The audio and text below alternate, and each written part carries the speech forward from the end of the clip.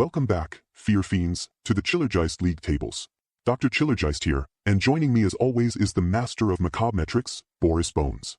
Today, we delve into the delightfully disgusting world of body horror, where the human form becomes a canvas for unimaginable terror. Boris, the air is thick with anticipation for our fourth head-to-head. What wonders of biological dread do we have awaiting us today? Indeed, Doctor. Today's matchup in the body horror division presents a fascinating clash of amorphous assimilation versus parasitic infiltration. In the corpse blue corner, we have the Blob, a pure, unadulterated mass of consuming terror. And in the blood red corner, a collective entity, the visitors or parasites, from Slither, representing a more insidious, directed form of corporal transformation. A classic against a more contemporary, yet equally squirm-inducing, threat. The primordial ooze versus the precision-guided biological assault. Boris, let's start by looking at the career trajectories of these two titans of transfiguration. In the corpse blue corner, we have the legendary The Blob, a true pioneer of amorphous terror, haunting our screens since the 1950s. Boris, what do you make of its longevity in the field? Subject Blob's operational lifespan is statistically impressive, Doctor, spanning multiple cinematic decades, with its debut in 1958. However, one must evaluate its consistency rating through various iterations. While its core methodology remains consistent, consumption and growth, its cinematic impact has fluctuated with technological advancements in gelatinous effect rendering. Exactly. Has it adapted, or is it relying on past glory?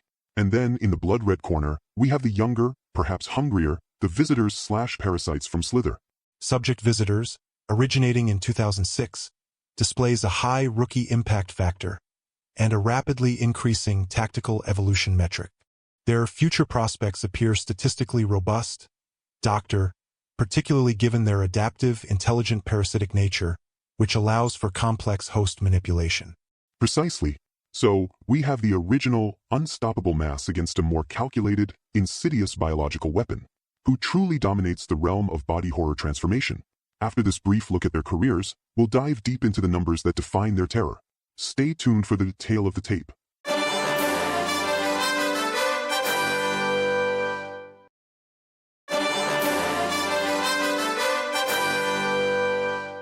Welcome back to the Chillergeist League tables.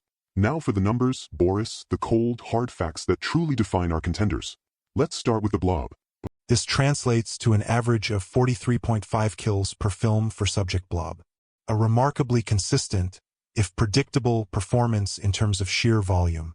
Analyzing active screen time, Subject Blob maintains a formidable 1.2 kills per minute when engaged in direct consumption, indicating extremely high operational efficiency in close proximity. It certainly doesn't waste time once it gets going. No pre-kill monologues from this one. Subject Blob exhibits an immediate succession inter-kill interval, as its methodology involves continuous absorption upon contact. Data suggests an average of 0 seconds between initial contact and cellular breakdown. Despite its singular methodology, Subject Blob's application of absorption varies across environmental factors, ranging from floor-level engulfment to ceiling-based descent. This results in an environmental interaction versatility score of 4. Subject Blob has sustained 0 critical, theoretically fatal, injuries and possesses a 100% return to operational status count from all temporary incapacitations. High resilience, 0 downtime post-thaw. Subject Blob maintains a variable but consistent locomotion speed, adapting to available surface tension. Its average speed of expansion is calculated at 0.7 meters per minute, but this accelerates exponentially with increased mass. It's terrifying because it's so inevitable. You can run, but you can't truly escape it once it starts rolling. An inefficient but psychologically potent tactic, Doctor. Based on a preliminary Chillergeist consensus poll and critical analysis, Subject Blob maintains an 8.9 existential annihilation coefficient, particularly due to its relentless, uncaring nature. Fascinating statistics for the Blob. Now, let's turn our attention to the other corner, Boris, the insidious visitors/parasites from Slither. Subject Visitors, through their host organisms, boast a confirmed kill count of 53 across their documented cinematic appearance, a statistically significant figure that includes both direct host termination and indirect environmental casualties. More focused, more personal than the Blob, but equally devastating.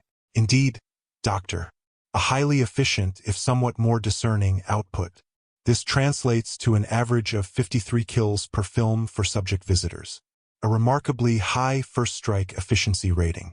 Analyzing active screen time of the primary parasitic form, subject visitors maintain a formidable 1.8 kills per minute when engaged in direct parasitic transfer or host manipulation for termination, indicating superior operational efficiency.